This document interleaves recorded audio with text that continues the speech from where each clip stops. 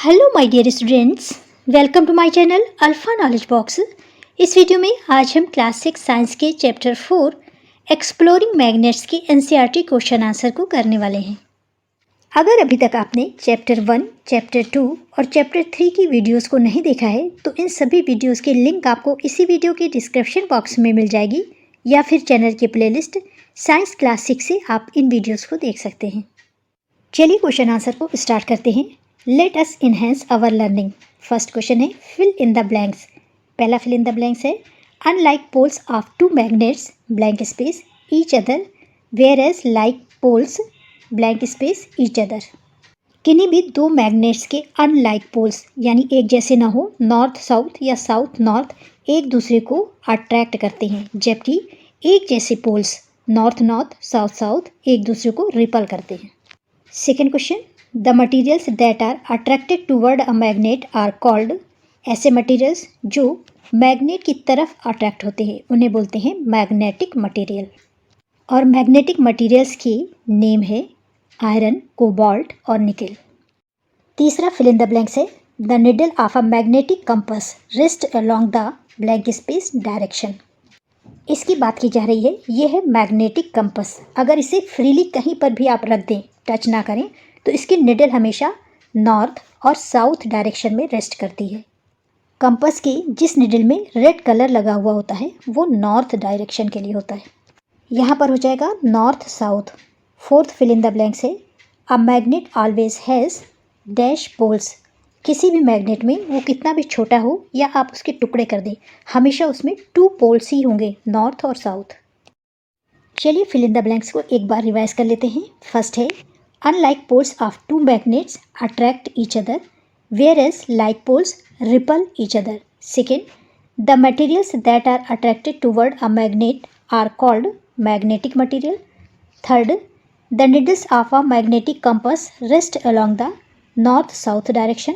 Last a magnet always has 2 poles.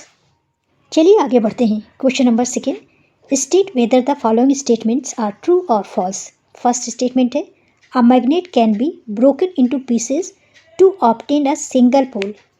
अगर किसी magnet को तोड़ दिया जाए तो उसमें केवल एक ही पोल होता है, ये फॉल्स स्टेटमेंट है। सेकेंड स्टेटमेंट है similar poles of a magnet repel each other. अभी देखा था सिमिलर पोल्स या लाइक पोल्स एक दूसरे को रिपल करते हैं, एक दूसरे से दूर जाते हैं, ये ट्रू स्टेटमेंट है। तीसरा स्टेटमेंट है iron filling mostly stick in the middle of the bar magnet when it is brought near them. अगर आयरन फिलिंग्स को किसी मैग्नेट के पास लाया जाए तो उसके मिडिल पार्ट में सबसे ज़्यादा ये स्टिक होती है, चिपकती है, ये फॉल्स स्टेटमेंट है। इस पिक्चर में देखिए, इस मैग्नेट में ये साउथ पोल है और ये नॉर्थ पोल है, ये मिडिल पार्ट है।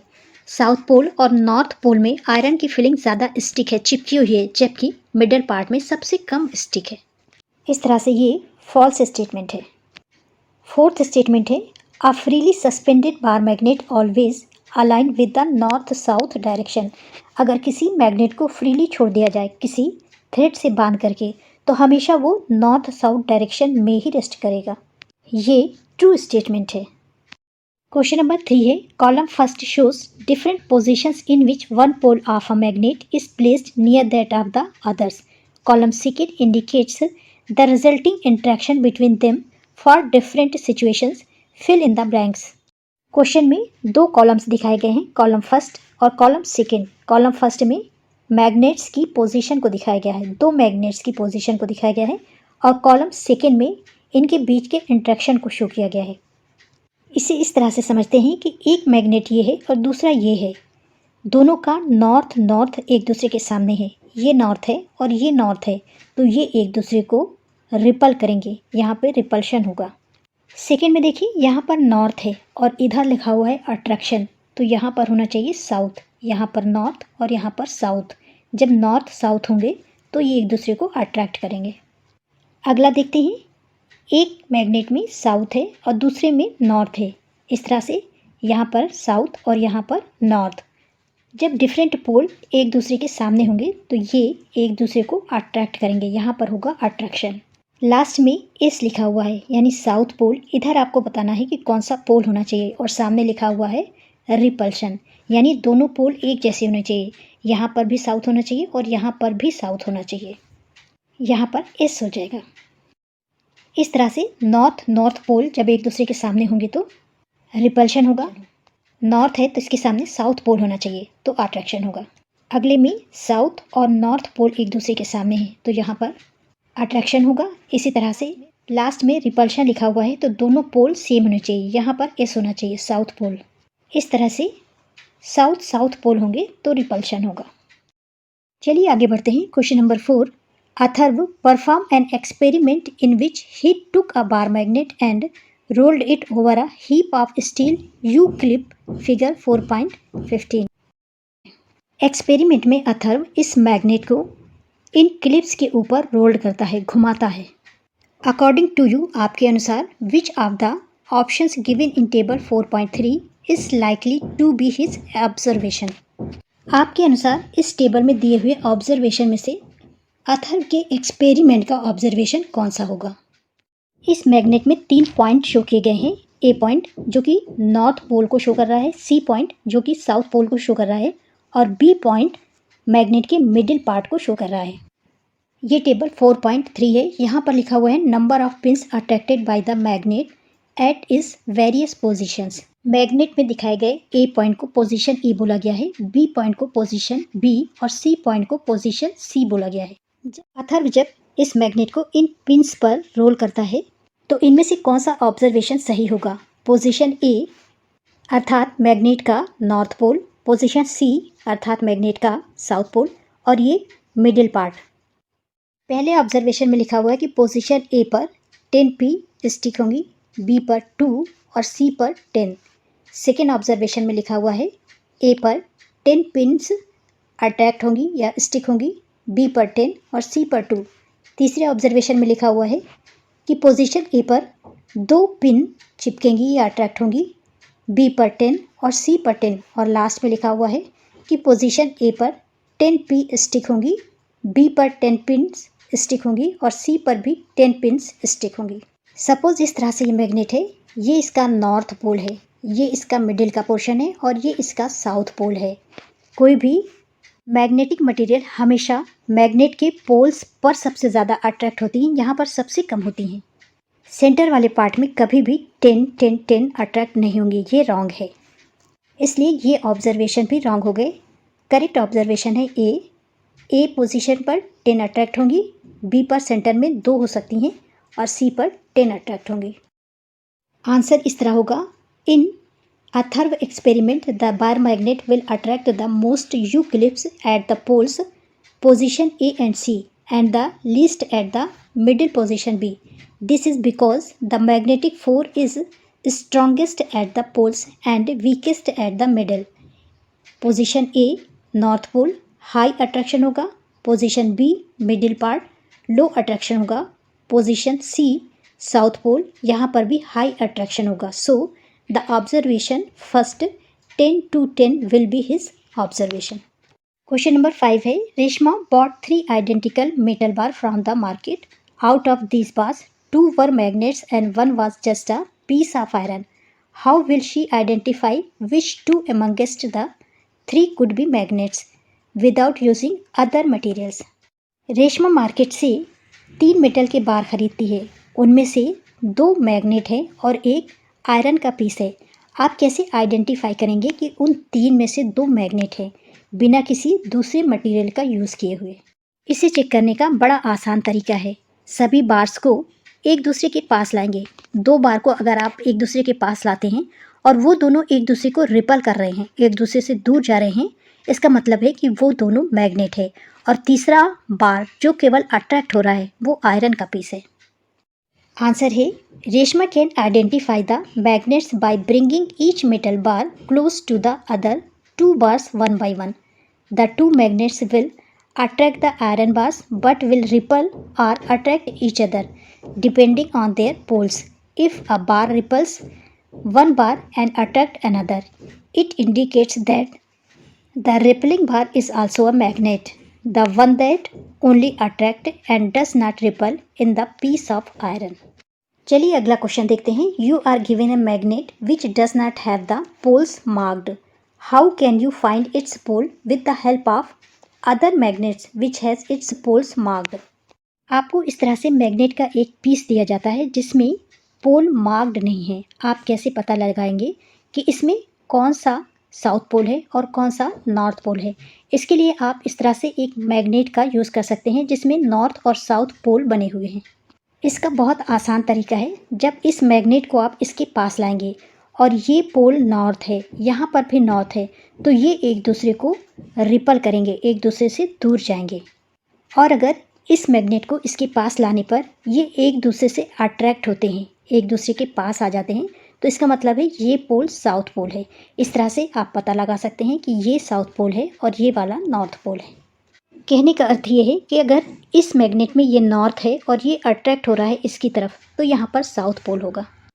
और अगर ये साउथ पोल है और इसे अट्रैक्ट कर रहा है तो यहाँ पर नॉर्थ पोल होगा। आंसर हो जाएगा, to find the poles of an unmarked magnet, bring one end of the marked magnet near one end of the unmarked magnet. If they attract, the unmarked magnet's end is the opposite pole. That is, for example, if the marked north pole attract, then the unmarked end is the south pole. If they repel, then the poles are similar. Question number 7 है, a bar magnet has no marking to indicate its pole. How would you find out near which end its north pole is located without using another magnet? यहाँ पर magnet का use करके ये बताना था कि magnet में कौन सा पोल नॉर्थ है और कौन सा साउथ है, लेकिन यहाँ पर मैग्नेट का यूज़ नहीं करना है और ये बताना है कि बिना मार्क किए हुए मैग्नेट में कौन सा पोल नॉर्थ पोल है। इसे भी बड़ी आसानी से सॉल्व किया जा सकता है। किसी मैग्नेट को जो मार्क नहीं है उसे एक थ्रेड से लटका दीजिए, फ्रीली सस्पेंड कर दीजिए, हमेशा वो नॉर्थ और साउथ डायरेक्शन में ही रुकेगा, रेस्ट करेगा। आंसर है, suspend the magnet freely using a string. The end that points toward the north direction is the north pole of the magnet. Freely suspend करने पर जो भी पॉइंट मैग्नेट का नॉर्थ डायरेक्शन में रुकता है वो नॉर्थ पोल होगा। क्वेश्चन नंबर 8 है, if the earth is itself a magnet can you guesses the poles of earth magnet by looking at the direction of the magnetic compass. अगर पृथ्वी स्वयं एक मैग्नेट है तो क्या आप मैग्नेटिक कंपास के डायरेक्शन को देख करके अर्थ के पोल्स का पता लगा सकते हैं, अर्थ के मैग्नेट के पोल्स का पता लगा सकते हैं। आंसर है, yes, we can guesses the poles of earth's magnet by looking at the direction of the magnetic compass. The north seeking end of the compass needles point toward the geometric north pole of the earth which is actually the magnetic south poles of the earth's magnet. चलिए अगला question देखते हैं। Question number 9, while a mechanic was repairing a gadget using a screw driver the steel screw kept falling down. Suggest a way to solve the problem of the mechanics on the basis of what you have learn in the chapter. एक mechanic अपने screw driver से एक gadget की repairing कर रहा है और steel का स्क्रू नीचे गिर जाता है। आप कोई रास्ता बताइए जिससे मैकेनिक की इस प्रॉब्लम को सॉल्व किया जा सके, जो भी आपने चैप्टर में सीखा है या पढ़ा है। आपने देखा होगा आजकल जो मैकेनिक्स काम करते हैं उनके स्क्रू ड्राइवर मैग्नेटाइज होते हैं, जिस पे स्क्रू उस पर चिपक जाता है, अट्रैक्ट रहता है। इस प्रॉब्लम को सॉल्व करने के लिए मैकेनिक को अपने स्क्रू ड्राइवर को मैग्नेटाइज करना चाहिए। इसके लिए उसे एक इस तरह से मैग्नेट लेना चाहिए और इस मैग्नेट पर अपने स्क्रू ड्राइवर को एक ही डायरेक्शन में इस तरह से बार बार 40 to 50 टाइम रब करना चाहिए, जिससे उसका स्क्रू ड्राइवर मैग्नेटाइज हो जाएगा और स्क्रू उस पर अट्रैक्ट हो जाएगा, नीचे गिरेगा नहीं। आंसर है, the mechanics can magnetise the screw driver by repeatedly stroking it with one pole of a magnet from one end to the other in a single direction. This will make the screwdriver magnetic and help attract the hold the steel screws. Next question है question number 10. Two ring magnet X and Y are arranged as shown in figure 4.16. It is observed that the magnet X does not move down further. What could be the possible reasons? Suggest a way to bring the magnet X in contact with magnet Y without pushing either of the magnets. ये figure 4.16 है। यहाँ पर 2 ring magnets हैं X और Y. X इससे ज़्यादा नीचे move नहीं हो रहा है, इसका पॉसिबल रीज़न क्या है और बिना एक्स मैग्नेट को नीचे पुश किए हुए एक्स मैग्नेट वाई मैग्नेट के कांटेक्ट में कैसे आ सकता है, कोई रास्ता बताइए।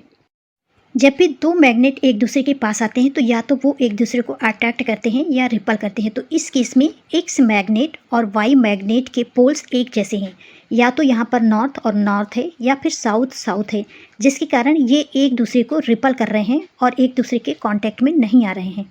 अगर आप इस मैग्नेट को निकाल करके इसे फ्लिप कर दें, उल्टा करके लगा दें, तो इसका पोल और इसका पोल अनलाइक हो जाएगा, एक जैसा नहीं होगा।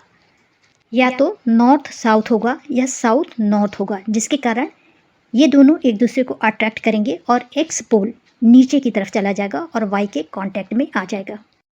आंसर हो जाएगा the reason magnet X does not move down further is due to magnetic repulsion. The like pole either both north और both south of the ring magnet X and Y are facing each other, causing a repulsive force that prevents X from moving closer to Y.